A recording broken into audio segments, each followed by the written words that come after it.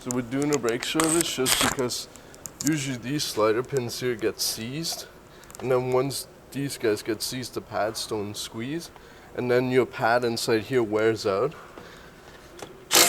Now this customer's been doing them, so I know they're gonna be nice and looped, hopefully.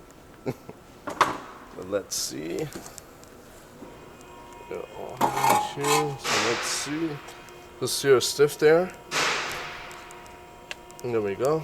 And then that. Then what you're looking for is when you undo it. See how it's nice and looped? There's no rust on it. That's what you're looking for. So we usually just put new lube in here, sand these guys down, resurface the rotor, and then sand down the hub. So then when you put the wheel on, it has a nice and clean surface. And go from there. Voila.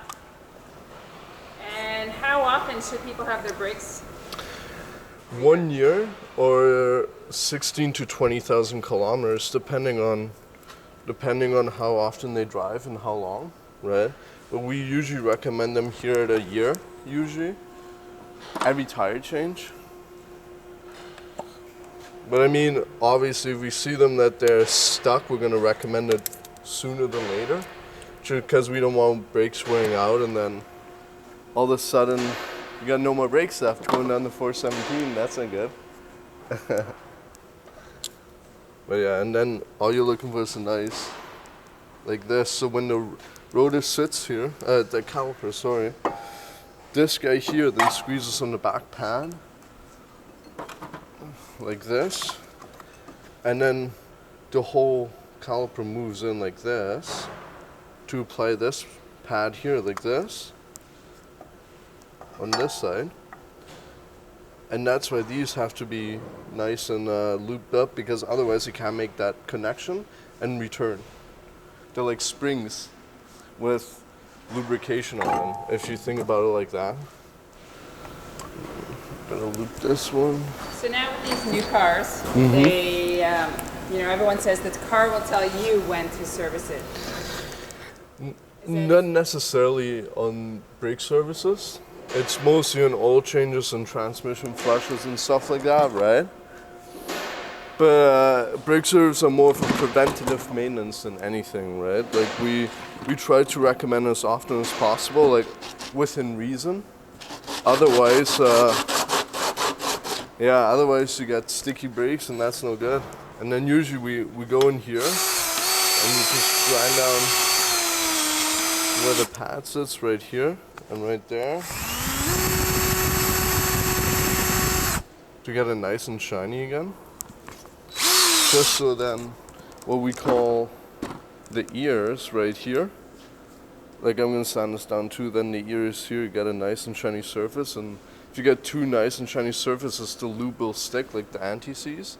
Once the anti-seize sticks, it's gonna lubricate back and forth correctly, right? So we just basically take everything apart, lube it up, put it back together, and see you in a year from now. I like it, thank you. No.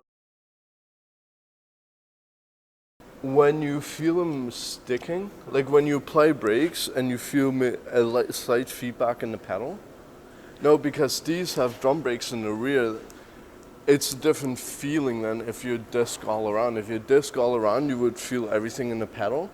With disc brakes, they're mainly for the e-brake, right? But with disc brakes, they're less maintenance because they last longer and because they're all enclosed, so you don't get rust like this, right? Because it's a whole disc assembly that sits on top. So if you have pads all around, you would feel it in the pedal. If you got this, you would feel them when you go brake, you would feel the car slightly vibrate. And that's how you know the difference, if you need one. Now usually you would, every maintenance, so once a year when you do your oil change, when you do your big maintenance, we always check the brakes, right? And then we say, okay, you may need a brake service, just because like on the edge usually here is where it does the most corrosion, like you can see dug into the pad here, right? And that's part of your braking surface. So if that's missing, like ground down like that, that's, I would say, 2-3% of your braking, but do the whole thing and you got no more brakes. So yeah, so every service when you come in here, we check your brakes, recommend brakes if you need them. If you need a service, we can get away with the service.